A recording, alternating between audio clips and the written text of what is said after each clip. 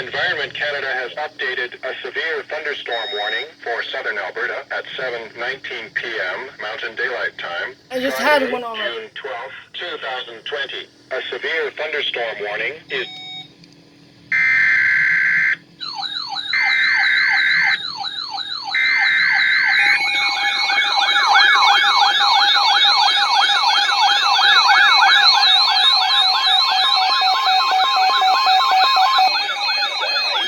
de conditions météorologiques importantes pour les régions dans la zone de diffusion.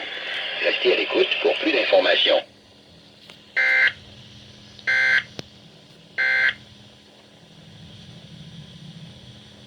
Environment Canada has updated a severe thunderstorm warning for southern Alberta at 7:19 p.m. Mountain Daylight Time.